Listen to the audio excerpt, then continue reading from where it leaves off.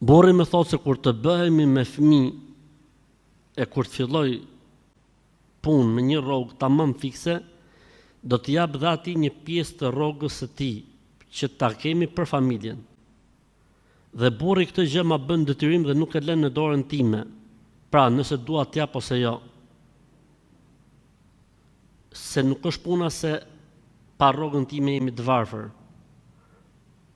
Ndërkohë që unë kam dëgjuar disa hoxhallar që thonë gruaja nuk i jep lekët burrit e marr rrogën për vete. Këta hoxhallarët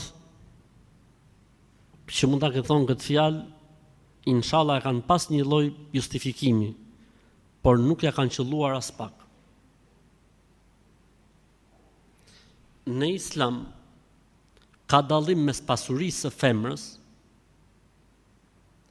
dhe kur ajo punon mas martesës. Pasuria e femrës e fituar me trashëgimi ose ka biznese të mëhershme dhe i menaxhon ajo. Çdo pasuri e femrës është e femrës dhe s'ka të drejtë burri dhe bashkëshorti ta përvetësojë. Kjo është e vërteta. Dikush këtë të vërtetë e çon edhe tek pjesa e rrogës. Faktikisht nuk funksionon. Pse? Sepse ne jetojmë në bazë të një tradite dhe zakoni mbi të cilën ndërtohet jeta tek ne. Dhe ky zakon dhe kjo traditë mbi të cilën ndërtohet jeta tek ne është që burri dhe gruaja bashkëpunojnë me rrogat e tyre për të mbajtur familjen. Dhe ka një rregull në Islam që thotë tradita dhe zakoni konsiderohet pikë referimi. Pra merret në konsiderat tradita dhe zakoni. 1. E dyta, dalja e gruas për të punuar lejohet pa lejen e burrit apo jo në Islam? S'lejohet në Islam. Pra duhet patjetër në miratimin e burrit. Edhe burri thotë, do me punu ti gru, po. Ky është kushti.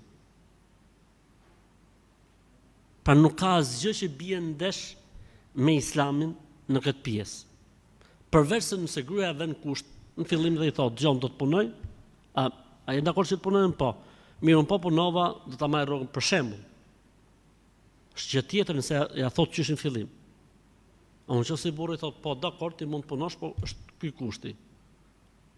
Atëherë duhet me ecë me traditën dhe me zakonin dhe se kushti i vënë nga burri që rrogat kthehet në familje apo një pjesë e saj të kthehet në familje është kusht i saktë dhe i drejtë. Nëse gruaja nuk është dakord, mos dalit punoj. Trisim mretnesh ke shtëpia vet. Si princesh. Ja etiha rizquha min kulli mekanin. I vjen furnizimi në shtëpi nga të gjitha nahit, nga të gjitha krahët, edhe e ka stresin gjithmonë në ngrirje. S'ka nevojë as me dal herët, as me shku në orar, as me ik në orar, as me mor leje, as me pa shefin, as me pa shefen, as me shku atje, as me dal atje, mbret të resh. Do me punu. Burri thotë, dakord, do të punosh, po kështu. Fjala e burrit në këtë rast është ligj, dhe se këta hoxhallar nëse kanë fol dikush, unë nuk e di këtë thon dikush, nuk ja kanë qelluar. Me gjithë respektin dhe dashurinë që kemi për të gjithë hoxhallarët pa përjashtim.